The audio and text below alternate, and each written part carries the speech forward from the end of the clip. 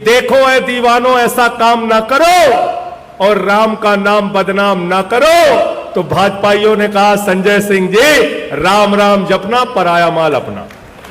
ये ना राम के हैं ना आम के हैं ना किसी काम के हैं, ये दुश्मन अनाज के हैं। ऐसे काम मत करो भाजपाइयों, वरना तुम्हारा नाम इस देश की जनता मिट्टी में मिला देगी। मिट्टी में कहीं तुम रहोगे नहीं किसी लायक। नरेंद्र मोदी इंडिया की सरकार नहीं चला रहे, नरेंद्र मोदी अडानी की गुलामी कर रहे हैं, अडानी की सरकार चला रहे हैं। यह बात आपको समझनी पड़ेगी। हमसे काहे गुस्साए हुए हैं पता है आपको? पता है मैं अडानी के खिलाफ बोलता हूं इसलिए गुस्सा। मोदी के खिलाफ बोलूं तो भी चल जाएगा, बोले मोदी के खिलाफ बोलो तो ठीक है चलेगा, लेकिन मालिक के खिलाफ मत बोलो। जिस हिंदू का खून न खौला खून नहीं वो कहते नहीं कहते? तो इस बार जब कहे जिस हिंदू का खून न खौले तो कह देना हमारा बहुत खून खौल रहा, सारा पैसा लेके आओ। जीरो लगाते लगाते थक जाओगे। इतना कर्जा एक आदमी को दे दिया, एक आदमी को 2.5 लाख करोड़ रुपए। और अडानी की संपत्ति मालूम है कितना? 11 लाख करोड़ रुपए। और नरेंद्र मोदी जी ने कितना पैसा माफ किया अपने दोस्तों का, पूंजीपतियों का मालूम है आपको? 13 लाख करोड़ रुपए। 13 लाख नहीं, 1300 करोड़ भी नहीं, 13,000 करोड़ भी नहीं, 13 लाख करोड़ रुपए।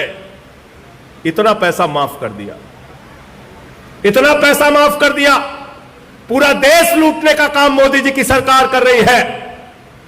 इतना पैसा देश का लूटा, इतना पैसा देश का माफ किया कि जीरो लगाते लगाते थक जाओगे। नरेंद्र मोदी जी इंडिया के प्रधानमंत्री नहीं है, अडानी के प्रधानमंत्री हैं। आकाश में चले जाओ तो हवाई जहाज अडानी का, जमीन पे आ जाओ तो एयरपोर्ट अडानी का, समुद्र में चले जाओ तो सीपोर्ट अडानी का, पाताल में चले जाओ तो कोयला अडानी का, गैस अडानी का, बिजली अडानी की, पानी अडानी का, सड़क अडानी का, रेल अडानी का, खेल अडानी का, तेल अडानी का, पूरा हिंदुस्तान अडानी को दे दिया। पूरा हिंदुस्तान एक व्यक्ति के नाम। और तुमसे क्या कहते हैं? जिस हिंदू का खून न खौला खून नहीं वो कहते नहीं कहते? तो इस बार जब कहे जिस हिंदू का खून न खौले तो कह देना हमारा बहुत खून खौल रहा, सारा पैसा लेके आओ। हमारा खून बहुत ज्यादा खौल रहा है, उबाल मार रहा है हमारा खून। नरेंद्र मोदी जी की सरकार में 8 साल का आंकड़ा है, 8 साल का। बैंकों का फ्रॉड हुआ है, 5 लाख करोड़ रुपए का बैंकों का फ्रॉड। बैंक से पैसा उठाया, पैसा लूट लिया। बोले साहब पैसा, बोले कोई नहीं, दिक्कत की बात नहीं, मोदी तुम्हारा भाई है, तुम हिंदुस्तान छोड़ के भाग जाओ। देश छोड़ के भाग जाते हैं, आराम से वहां पे बैठ के ऐश कर रहे हैं, ऐश कर रहे हैं। अडानी का जो घोटाला मैंने खोला था उसके बारे में खाली 2 लाइन जान लोगे, आपके पैरों के नीचे से जमीन खिसक जाएगी। मॉरिशस एक छोटा सा देश है, टैक्स हेवन कंट्री है, जहां पे कोई टैक्स देने का प्रावधान नहीं है। वहां एक कमरे में 6 कंपनी बनाई जाती है।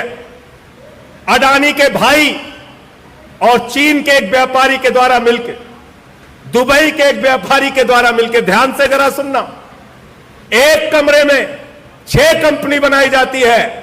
और उस कंपनी का आमदनी का जरिया क्या है पता नहीं, उस कंपनी में कर्मचारी कितने काम करते हैं पता नहीं। और उस कंपनी से 41,000 करोड़ रुपए अडानी की कंपनी में हिंदुस्तान के अंदर काला धन लगता है।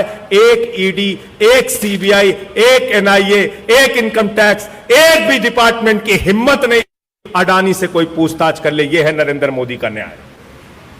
मोदी वॉशिंग पाउडर चल रहा है, सारे दांत चुटकियों में धुले, नरेंद्र मोदी वॉशिंग पाउडर।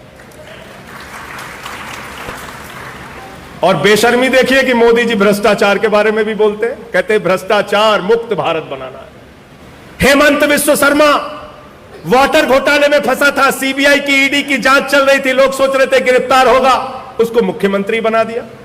व्यापम घोटाले में शिवराज सिंह फंसते हैं, उनको मुख्यमंत्री बना दिया। येदियुरप्पा माइनिंग घोटाले में फंसते हैं, उनको मुख्यमंत्री बना दिया। तो नरेंद्र मोदी जी की पार्टी में जो जितना बड़ा भ्रष्टाचारी वो उतना बड़ा पदाधिकारी। वो उतना बड़ा पदाधिकारी है। तो इसलिए इन लोगों की किसी भी बात पर यकीन करने के लायक नहीं है।